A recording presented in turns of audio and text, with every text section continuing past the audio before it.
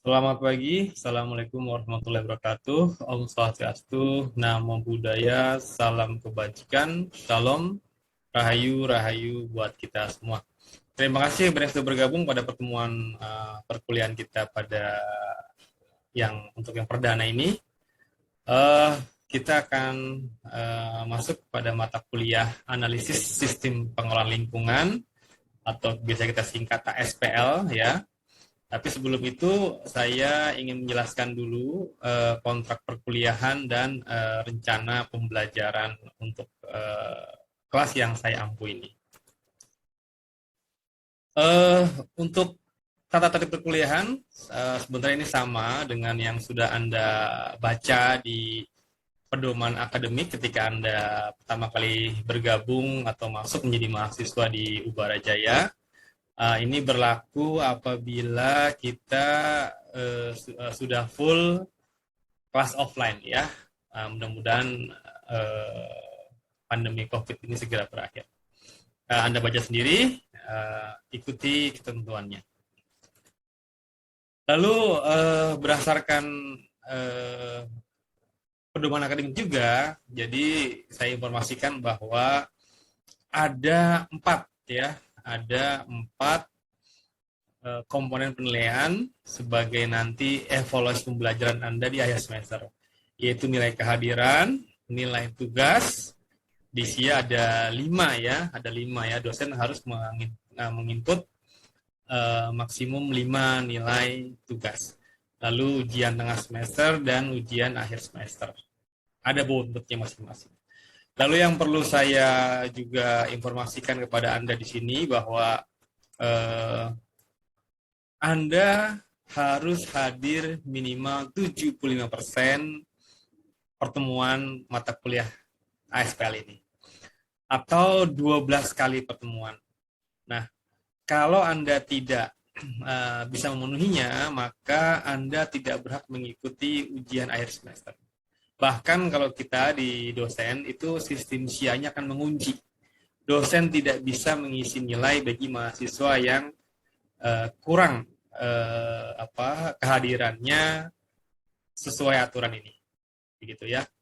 Lalu untuk nanti nilai tugas itu bisa dalam bentuk pekerjaan rumah ya, Anda mandiri, karya tulis, bisa laporan, diskusi, ada mungkin presentasi, nanti kita berdiskusi sampai ujian tertulis ya, atau kuis, atau kalau saya mau lisan juga bisa ya, saya tanya satu-satu gitu ya mengenai apa yang sudah saya sampaikan.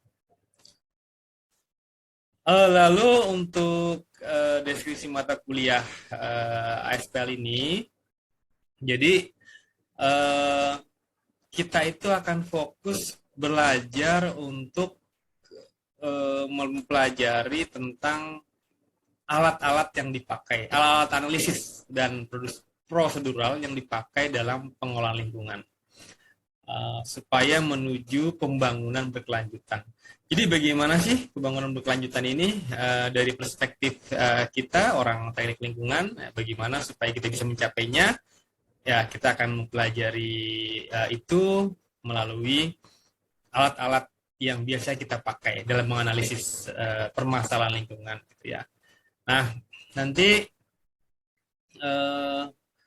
tentunya pembangunan berkelanjutan ini unsurnya ada 2, ya, yaitu ekoefisiensi dan pencegahan polusi. Dari situlah nanti kita akan membreakdown ke dalam konsepnya, lalu ke dalam alat-alatnya. Selanjutnya, tujuan daripada pembelajaran mata kuliah ASPL ini adalah pertama, diharapkan Anda mengetahui dan memahami penyebab berbagai permasalahan lingkungan ya, baik pada level lokal, regional maupun global ya, seperti perubahan iklim ini sekarang ya. Juga dampaknya khususnya ya dari perspektif dimensi security lingkungan, security kesehatan, energi, pangan, dan sebagainya. Kenapa ke sana? Nanti saya jelaskan pada slide selanjutnya ya.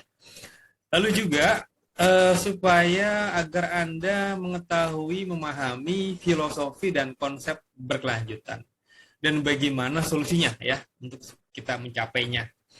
Tentunya sebagai orang lingkungan dari pendekatan pengelolaan lingkungan, gitu ya. Nah, lalu selanjutnya diharapkan Anda dapat menggunakan dan memilih, gitu ya. Jadi Anda menggunakan alat-alat dalam pengelolaan lingkungan ini, memilih kalau misalnya permasalahannya A, cocoknya yang mana nih alatnya, kurang lebih seperti itu, ya. Lalu tentunya dengan alat-alat itu diharapkan Anda bisa mengevaluasi dampak lingkungan, ya. Nanti tentunya kita punya standar-standar pengelolaan lingkungan, prosedurnya gitu ya, yang sudah dilegalkan.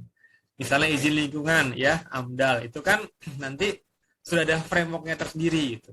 Nah, tapi dalam pengerjaan framework itu kita menggunakan alat-alat lingkungan sesuai dengan tema daripada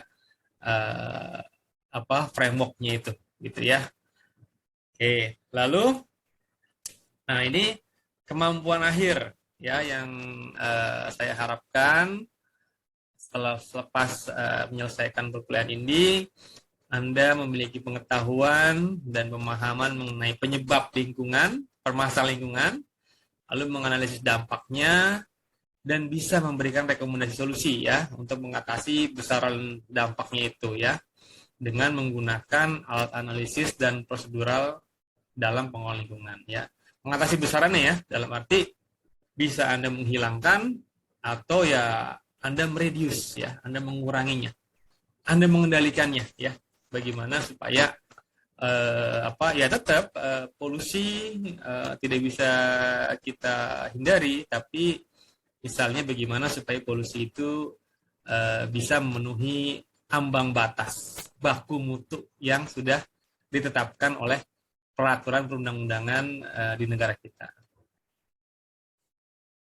Ini bahan kajian ya. Nanti seperti yang tadi sudah saya sampaikan di muka, ada pembangunan berkelanjutan. Lalu unsurnya adalah 2 bagi kita orang lingkungan, yaitu ekoefisiensi dan pencegahan polusi. Lalu nanti kita akan mempelajari konsepnya, bagaimana cara mencapai ekoefisiensi dan pencegahan polusi tersebut ya, dengan ada 6 konsep.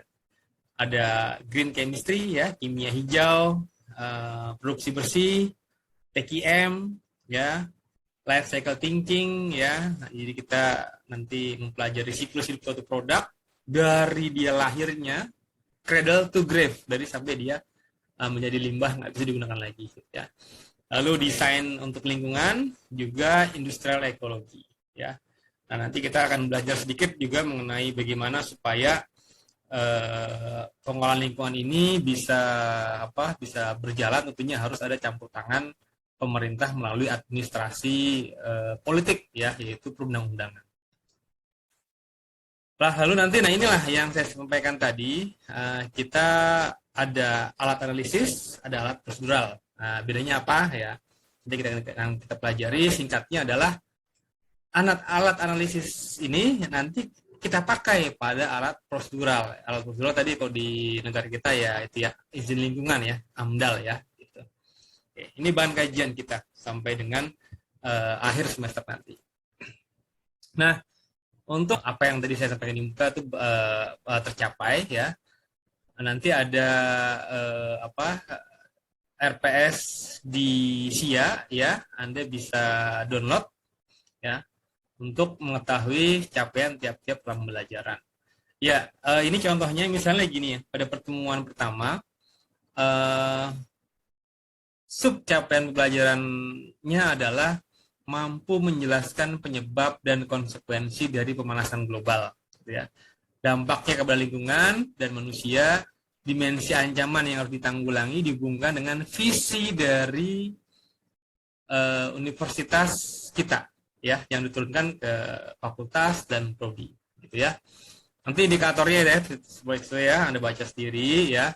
Lalu nanti kalau dalam kelas kita yang langsung di kelas, kalau daring kita di kelas Google Scholar ya, kalaupun ada e-learning Ubara Jaya, karena dosen juga diperkenankan menggunakan Google Scholar, Google Classroom, maka saya menggunakan Google Classroom. Nah, itu nanti kalau diklik yang warna biru itu nanti akan langsung ke kelas saya dan materinya bisa Anda download di situ ya. Nah, seperti ini ya tampilannya bila Anda ingin mendownload RPS kita ada di SIA Ubara Jaya ya, tinggal Anda download. Silakan Anda baca-baca, Anda pelajari. Lalu ini referensi utama kita ya. Memang kalau dari sisi tahunnya mungkin bukan yang terbaru, tapi kan perbedaannya buku dengan karya ilmiah yang dipublikasi jurnal kan buku itu yang body of knowledge ya.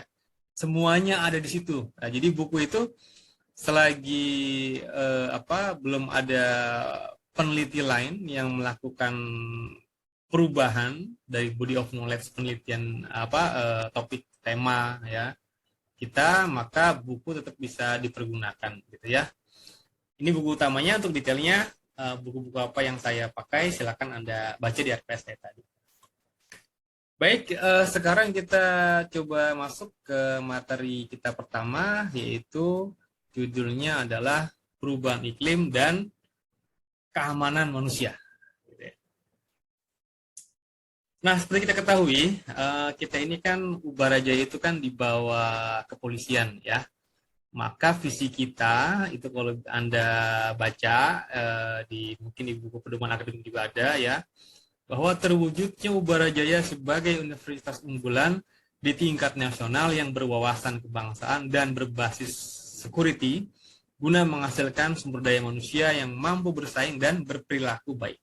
Jadi saya garis bawahi di sini sebenarnya benang merah ya atau kata kunci dari visi Ubara Jaya adalah wawasan kebangsaan dan berbasis security. Dari sinilah, karena setiap universitas harus mempunyai kekhasannya masing-masing, maka dari sinilah diturunkan ya ke dalam visi misi fakultas, prodi, juga termasuk ke Renstra ya, rencana strategis penelitian kita gitu ya, harus berbasiskan dengan apa yang sudah declare dalam visi universitas kita ya. Nah, ini contohnya ya. Untuk visi fakultas teknik sama ya, jadi itu yang saya warnai biru adalah sama, berwawasan kebangsaan, berbasis security, mampu beradaptasi dengan perkembangan teknologi berkelanjutan. Nah, diturunkan lagi ke visi prodi kita teknik lingkungan, yaitu singkatnya yang warna biru itu adalah pembangunan dan teknologi berkelanjutan ya, pembangunan berkelanjutan, berwawasan kebangsaan dan berbasis security ya.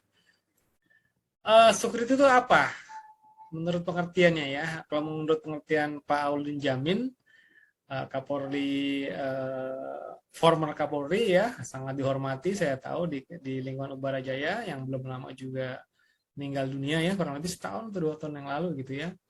Kalau menurut beliau, security adalah keadaan atau kondisi bebas dari gangguan fisik maupun psikis, terlindunginya keselamatan jiwa dan terjaminnya harta benda,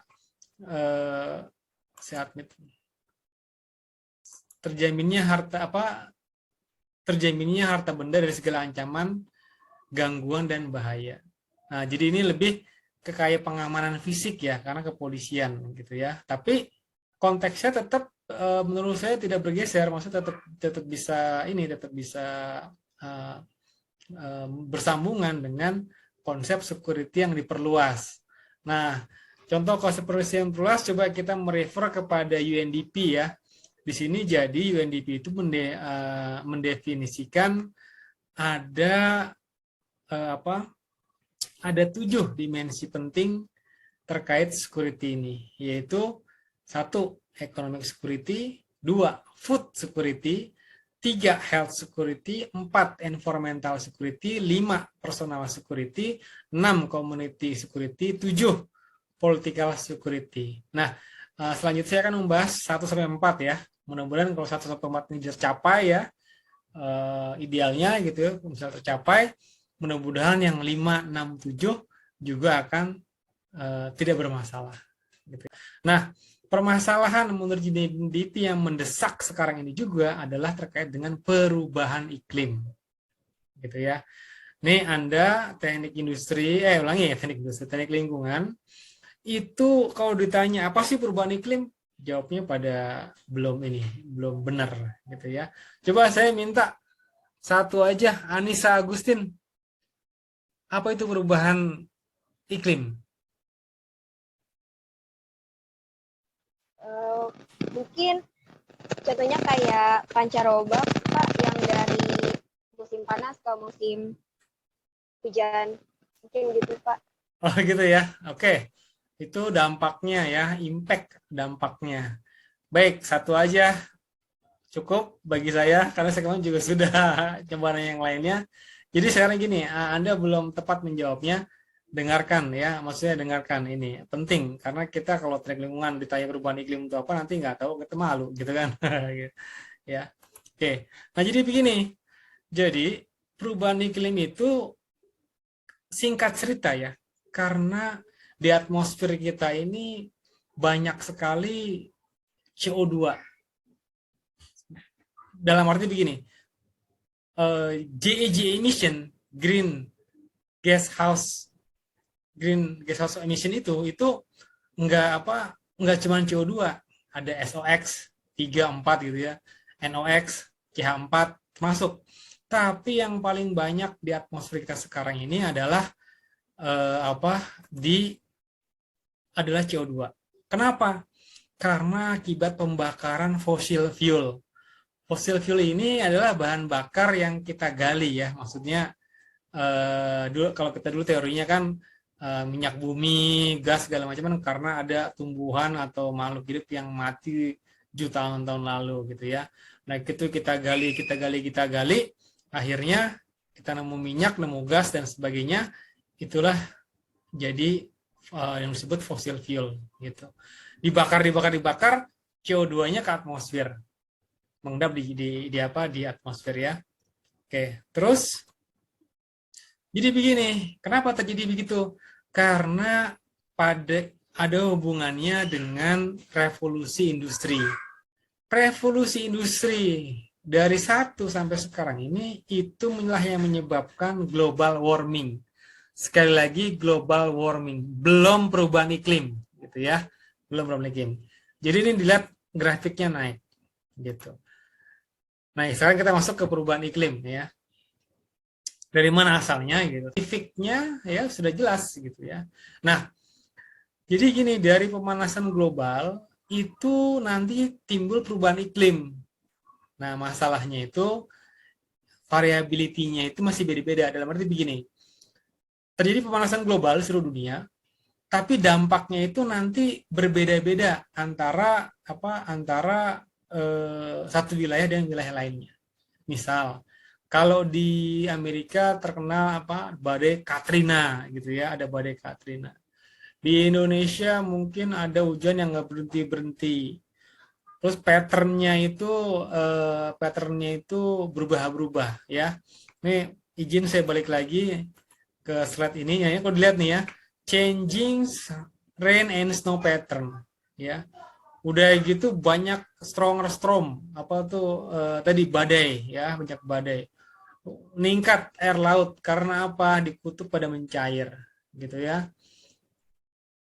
Terjadi kekeringan sehingga timbullah kebakaran hutan gitu, dan seterusnya ya. Itu dampak-dampaknya. Nah, kembali lagi ke sini, tadi perubahan iklim. Sebelum perubahan iklim tadi ada pemanasan global.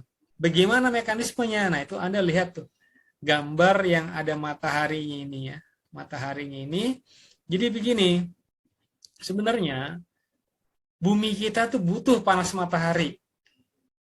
Karena kalau nggak ada panas matahari, bumi kita itu akan nggak ada kehidupan. Nah, jadi butuh matahari. Oleh karenanya planet Pluto yang paling ujung jauh, dia nggak ada kehidupan, karena nggak ada matahari. Tapi matahari yang ada di bumi kita sekarang ini, itu sudah terlalu panas. Ya, terlalu panas gitu. Jadi gimana? Zaman dulu ketika, maksudnya sebelum revolusi industri 2 kali gitu ya, industri pertama gitu kali ya, itu matahari itu bersinar, set, masuk ke bumi, terrefleksi keluar lagi.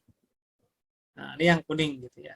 Nah, begitu revolusi 1, 2, 3 sampai sekarang ini, itu di awan ini, di atmosfer ini banyak GG emission, greenhouse gas emission. Dia jadi kalau bahasa kita Bekasinya ya, orang Bekasi, bahasa orang Babelannya adalah begitu matahari masuk ke bumi, nektok dia. Ini yang warna merah tuh ya, yang sisi kanan warna merah. Dia nektok. Boleh dibilang balik lagi ke bumi gitu ya, balik ke bumi. Yang keluar ke bumi sedikit doang gitu. Akhirnya bumi menjadi menghangat. Inilah yang disebut efek gas rumah kaca. Jadi kita seakan kayak tinggal di rumah kaca gitu ya, yang coba aja Anda bayangin kalau Anda tinggal di kaca terus dinarin matahari, panas banget kan. Nah, gitu. Nah, pemanasan global nanti timbullah perubahan iklim. Jadi urutannya begitu ya. Pembakaran fosil, fuel paling banyaknya karena itu ya, karena itu yang lain banyak, tapi yang paling berkontribusi besar karena itu fosil, ada CO2, CH4, SO2, NO2 dan seterusnya mengendap di atmosfer.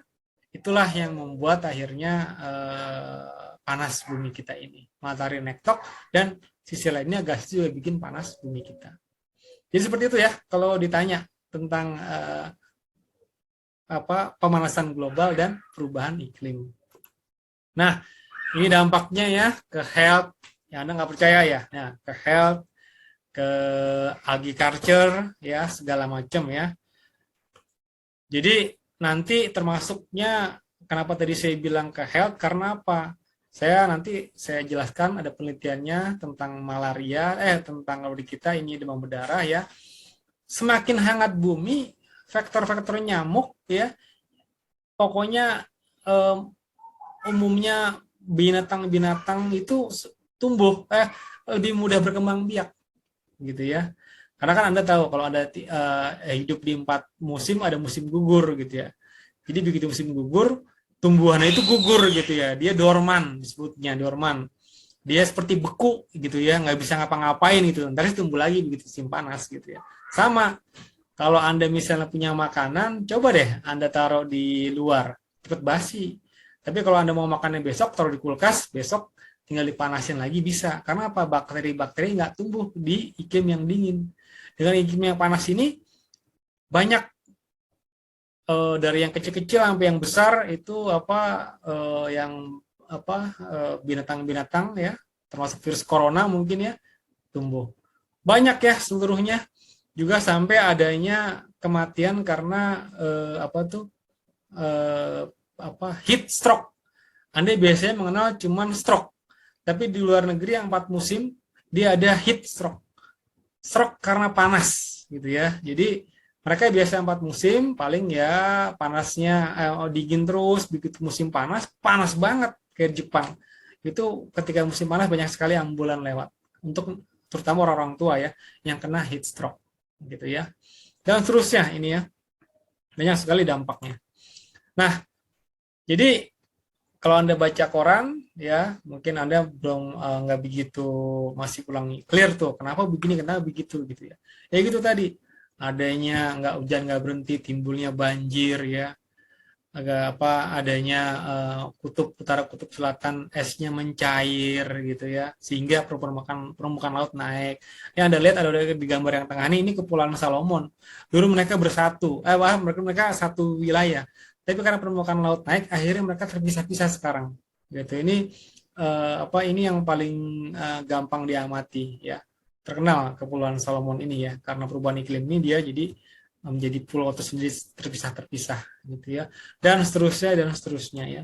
Itu dari environmental security. Nah, dari health security, jadi gini, nanti kalau Anda meneliti, yang paling bagus adalah ujungnya ya, indikatornya Anda adalah health security, bukan cuma pencemarannya. Dan pokoknya ketika kita sakit itu adalah umur yang hilang karena produktivitas kita hilang. Itulah yang diitu oleh WHO gitu ya. Nah, jadi ini saya meneliti mengenai demam berdarah ya. Jadi saya ekstrapolasi nih ya. mengenai suhu, curah hujan, temperatur ke depannya gitu ya. Itu ada websitenya, kita cari titiknya Jakarta gitu ya, lalu kita ambil sampai tahun berapa, kita modelkan. Kurang lebih seperti ini.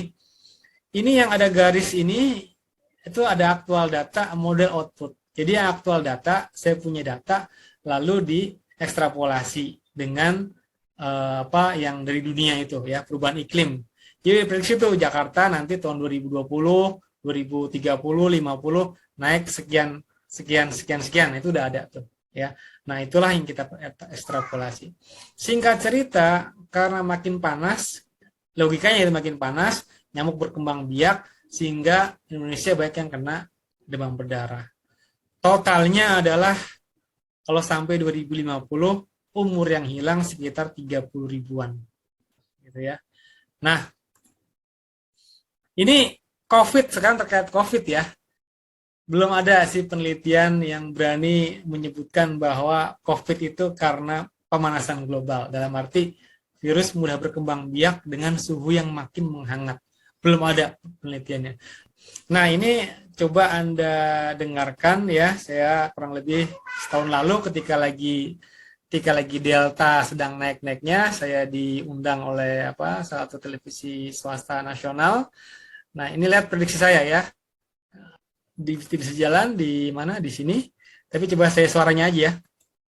Kita akan membahas tema kali ini. Sudah hadir bersama kami melalui sambungan telekonferensi video. Yang pertama, Dr. Ibnu Susanto Joyosemito, ahli pemodelan lingkungan yang merupakan anggota IAKMI DKI Jakarta dan juga dosen Ubara Jaya. Serta Prof. Amin Subandrio, Kepala Lembaga Biologi Molekuler Eijkman Institute. Baik, selamat datang.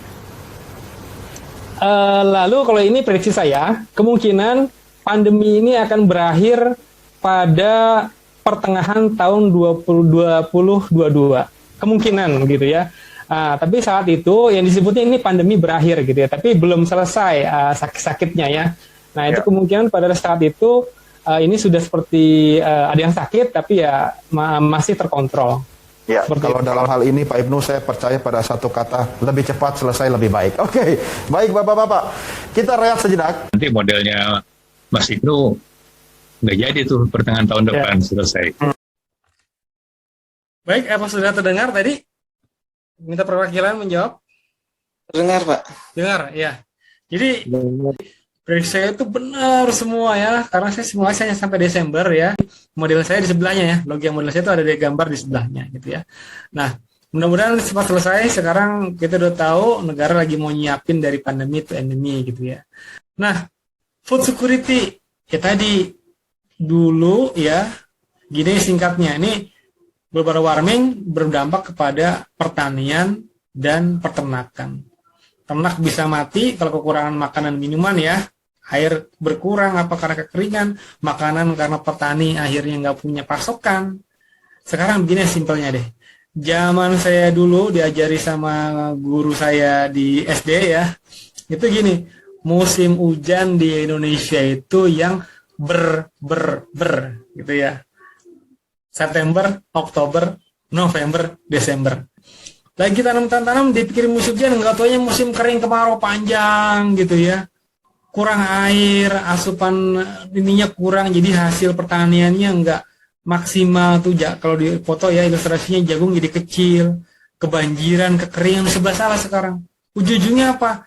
Kita kekurangan pangan. Ya, kalau kekurangan pangan, ya bagaimana juga?